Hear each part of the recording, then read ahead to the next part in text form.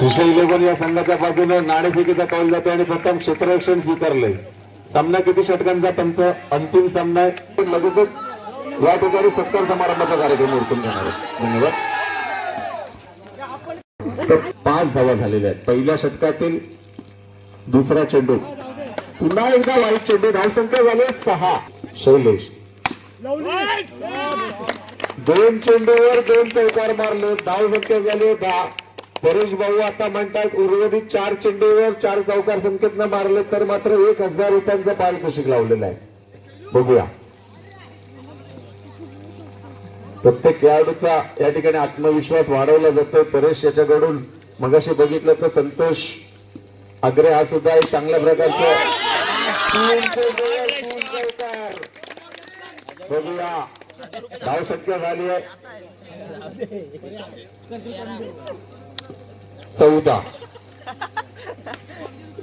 आता लाईनमन मला वाटतं 10 जण तरी बाहेर लावावं लागणार आहेत. समोर एक जबरदस्त फलंदाजीचं प्रदर्शन बघायला मिळतंय.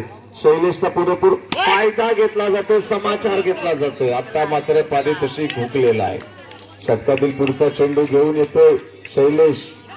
चेंडू जबरदस्त चेंडू. चेंडूचा टप थोडासा पुढे ठेवला आणि या ठिकाणी पुन्हा एकदा एक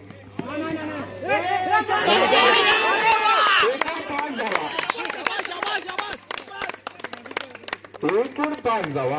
ओव्हरथ्रोचे 4 धावा आणि 1 धाव पळून काढली. एकूण 5 धावा. धावसंख्या झाली 19. एक षटकाच्या समाप्तीनंतर बिनबाद 19.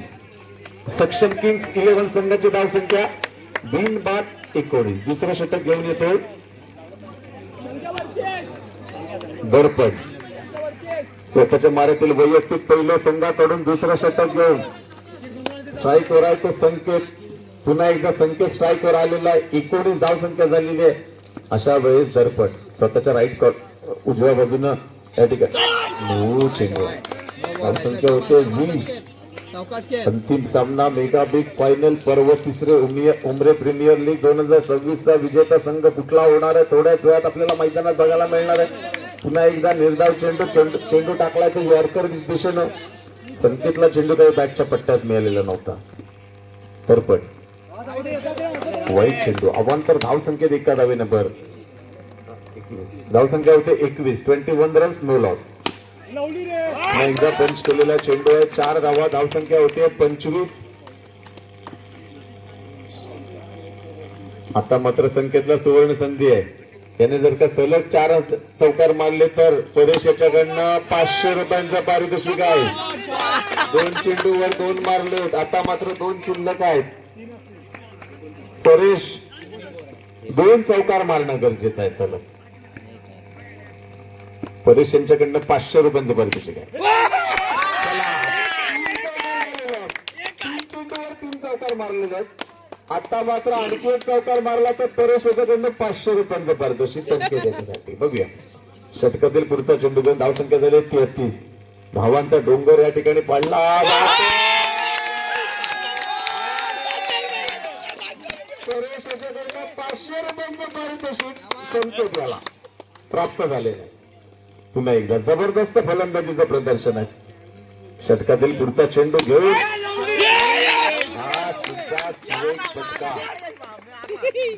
धावसंख्या झाली 2 षटकाच्या समाप्तीनंतर 41 धावांचा पाऊस त्या ठिकाणी पाडलेला आहे. 500 रुपयांचं पारितोषिक प्राप्त झालेलं आहे. परेश याच्याकडून संकेत याला 41 धावसंख्येमध्ये 37 धावा संकेतच्या आहेत.